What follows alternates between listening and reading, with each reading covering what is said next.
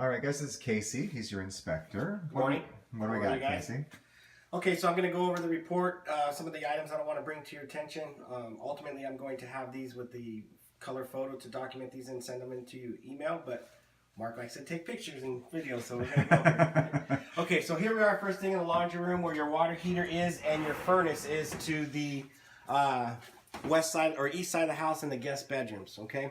So what I noted here is your furnace, I was unable to locate where the discharge point of this condensation drain line is. Okay. It disappears into a void, and I don't know where it goes at that point. We have a doorbell. Hold on. All right, so we're going to pick that back up after the doorbell. The termite guy arrived. So going forward, I could not locate the end of this discharge point. It disappears into a void underneath here. I did not see where it went out. I went by the condenser. I went to the east side of the house. So we want to just locate that so we know where it always ends up so that we know if it's getting clogged or obstructed.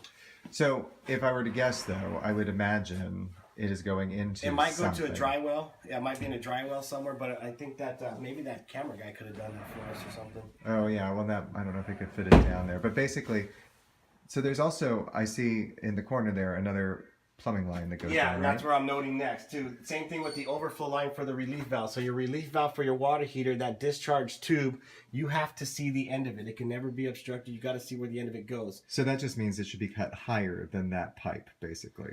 Yeah, but if it's inside the house like that, then you kind of want it to go to the exterior at all points, too. So when it's inside like this, usually they install what's called a Watts 210 valve, where the overflow line will go in through the gas regulator and just circulate it itself, so that the water stays contained and doesn't flood the house. Or if we can find out where that 2-inch ABS drain pipe stubs out. Like I said, I flipped that up and I walked around the house to see where it was coming out and I never found it. Okay, so the idea would be, ideally, that particular pipe there would go someplace outside, and that both of these items would be connected to it, and they would be expelling the water outside, as opposed Separately, to... though. They cannot be plumbed together. They can't be plumbed together. And They have to have their own then the other independent thing would be, in this case, I'm looking at those pipes, I'm thinking those probably go into the main drain line, which would not be to code. Correct. Okay. Correct. Now, looking at the age of this home and looking at the age of that furnace, I'm assuming this has been probably like this... 2004 furnace. 2004 furnace. Okay. It's a 2005 3 water heater. Okay, so they're actually relatively new. Yeah. So, but... And then the water heater doesn't have a drain catch pan underneath it either. It's sitting on a wood base and doesn't have a drain catch pan. Right. And the water pipes on top of it are missing a black foam insulation. Oh, right. They usually have foam insulation on those pipes up there. Okay. So yeah, it would have been nice had they put the pan there. Of course, that would be fine. Now, so venturing a guess here, let's say they're replacing the hot water heater and the furnace in that closet. All that stuff, if it had been there, I'm assuming the path of least resistance is that somebody just said, let's install it and put it the same way that it was. The way that it's installed now, does it sort of seem like something that would have been done in the past, but probably should have been updated when they were redoing? Well, when the house was built, that condensation drain pipe for the furnace probably went to the outside. It was probably plumbed through the framing and gone to an outside point. I just can't locate that outside point. Okay. Or when they're in a closet like this, sometimes they put a pump, and then that pump discharges that condensation out to the exterior. Right. Where it kind of follows the refrigerant line and goes back outside. Okay. So what level of, because I'm trying, obviously this is not to code, so I've got that part. What I'm trying to figure out is, how bad is this particular situation? It looks like this has been this way for a long time. Well, because if we don't know where it goes, and then that condensation ends up just filling up under here, and you got moisture under here, and right, and then that could potentially make mold and all sorts of problems. So the solution to this in a longer term would be to open up the base of this in some way and look to see where those pipes are going, just to make sure they're not just collecting underneath. Correct. But then even figuring out where those pipes are going is a whole nother question, because if they go off into the walls, you still have not figured out where they are coming out of the walls. Point is, you have to know where it ends. You have to know where it ends. You have to know where it's going. Okay. And right now we don't know where it's going. We know it's not in the house. It's not wet. It's not flooding. Okay. But it's not. We don't know where it's going. Okay. And that's what you need to accomplish, is find out where it is. Okay. And again, back to the first question is, does it seem like this particular scenario is probably something that is a legacy that was here, and then we did the reinstall of the furnace and the hot water heater? They probably just they picked tapped it up into the way. existing stuff. Yeah, they So didn't that run was there at anything one new this point. way. Okay. Yeah, they didn't run anything new this way. Okay. They tapped into the existing stuff. This was also the area where supposedly that leak was 6 years ago. Correct. Yeah, apparently right around here too. And anything that you're seeing that would be No, problematic? everything's good there. It must have been remediated properly. There's no moisture, no stains, no evidence of anything going on. There's no smell. Okay, great. Okay. Okay, what's up next for us? Let's see here.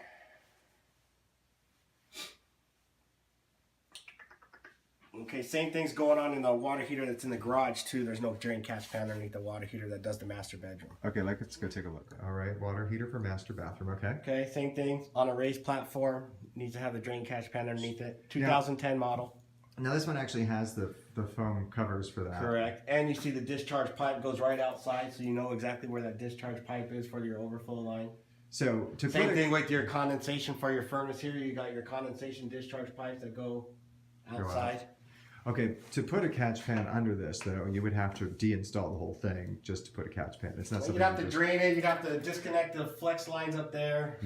Get new flex lines. So there's a whole process for doing that. Yeah, it's a process. Yeah. Okay. It's a process. Yeah. Anything else in here that you noticed? Yeah, I just thought it was weird that a lot of the wall studs don't have a top plate.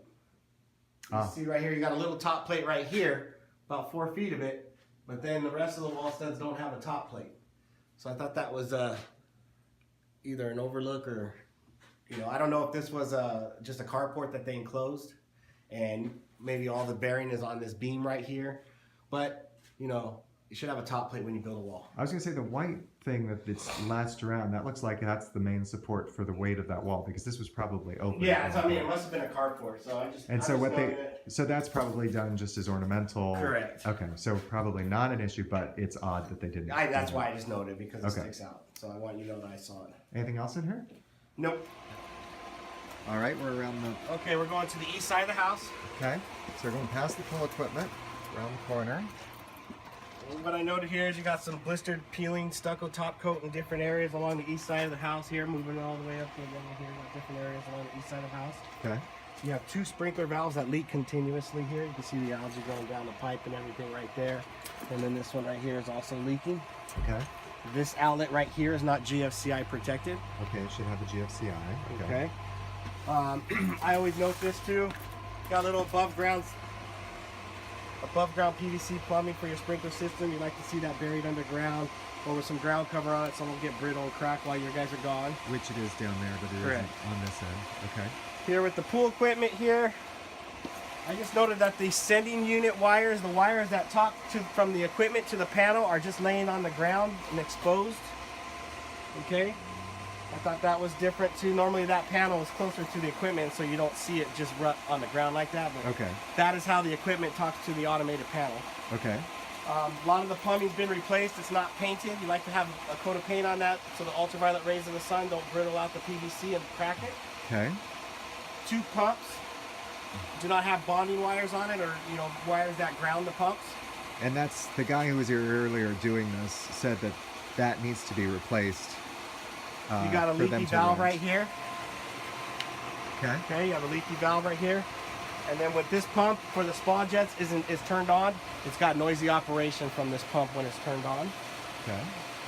Okay, and then I also noted is that the check system light illuminates on this pool, on the salt system here. Okay, so just some general maintenance. A little bit of maintenance on the pool there. Okay. Air conditioner, that's on the south side of the house. Got some torn insulation that exposes the copper pipe. You just want to put new foam on that. Okay. Okay. That's it for it. Okay, here's your electric panel.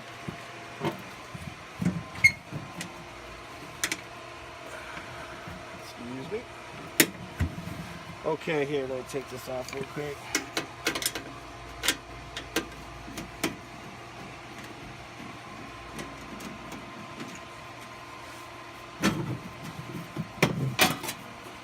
This 20 amp breaker has the wrong size wire going to this 28 amp breaker, so this is a thicker wire for this size amperage. This is usually for this size wire is for about a 30 or 40 amp breaker. So that breaker should be replaced with whatever's the appropriate size Correct. for that wire. Correct. Okay. You can see all the other 20s. They got the smaller gauge wires going to it. And it's nice and neat and tidy in there, which is great to see. Okay, so one breaker is undervalued for the size of the wire. Okay. Casey, how was the roof on the place? Roof is good. No broken tiles, no missing tiles. Vent pipes are sealed, intact. Okay. Okay. Got some leaning wood fencing. West side of the house, okay. Or west side of the garage. Yeah. And then this is a GFCI outlet right here. That the springs are bad on it. It will not reset, so it's a dead outlet at this point. Okay, so that just needs to be replaced. A new so it's GFCI working. outlet. And this fence, which is facing towards us, so maybe it's the neighbors. We have no idea. It's leaning there. Okay. Okay. There's a crack here in the drywall. That's where they did the add-on. Okay, yeah, because this was done in 6 years ago. And air conditioning system, all is good as far as It's a heat compressor? pump, 2-ton system. 2-ton heat pump, okay. The house don't have any door stops, so you just want to put some door stops so that way the glass doesn't, you can put these little spring door stops on here just so that someone doesn't open it in there. If this thing wasn't here, it hits the wall. Okay. So you got a couple doors around the house that are missing those stops. Okay. The master bedroom sliding glass door.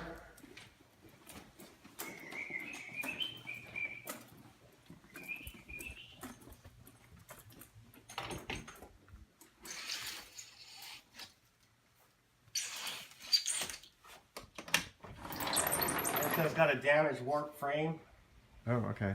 for the slider door. More for the screen, but it's still part of the frame to the door. Is that something that can come off? Yeah, that is something that can come off and be replaced, it looks like. Okay.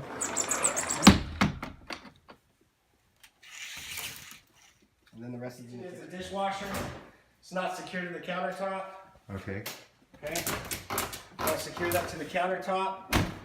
The dishwasher drain line does not have the most customary air gap on top of the countertop. So if you Okay. don't have that, if you do not have that, then you need to get a high loop installation where you take the excess slack of the drain hose and secure it higher than where it goes into the disposal. But there's You not want to enough prevent of any that, backflow from the disposal going into the hose. Okay. So, in this particular case, there's not really enough of that hose to do a high loop at this point. Correct. You'd have to get an extension. Okay. So Unless you there's a have lot of slack in the cabinet, which you don't know until you start yanking on it. Okay, so you might have to pull some of that extra stuff out of the bottom there to get the high loop, or else you'd need to put an extension on it. Okay. Correct. And then this outlet is wired to this outlet. I call this the island, Okay. but they're not grounded, so therefore they're not going to GFCI protect. So Oh, okay. there might be a loose ground wire inside this outlet. If we fix this one, then it'll probably make both protected. But right now, neither one of them are GFCI protected or grounded. Okay. Okay, that's it. And that's it. So That's it. That's all we got. That's all we got. Thanks. I'll email everything over. Thanks, Casey. All dry rotted in here. All right, so we're here with the pest inspector who's with us today, and he pointing out that underneath the eave here, there's a whole area of dry rot that we're finding. So this is the underlayment, which means it's under the tile. It's Yeah. only in this section. Yeah. How does that get repaired? Like, what's the process for something like that? You could either surface repair it or cut it back and remove this piece and replace that piece there. Okay, and then the surface repair is what? You chip away all this, Yeah, seal it up and then put a new piece over it to cover it. Yeah. Now, I'm assuming that something's causing this, I would say, from the other side. Is that too much of a reach? Is it just here and not sure what's causing it? Or No, how? it's there's a downspout here. It's probably gathering and just building up. Okay? Okay. Building up in that area and just seeping through. So this whole corner will probably have to be lifted up. As far as the gutter is concerned, lifting Yeah. the gutter up, is that what you mean? Yeah. Okay. Yeah.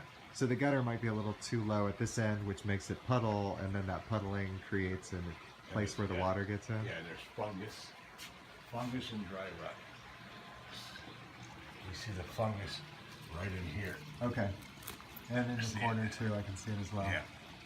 All right, so that's the only area That's though the- that you're yeah. noticing? Okay.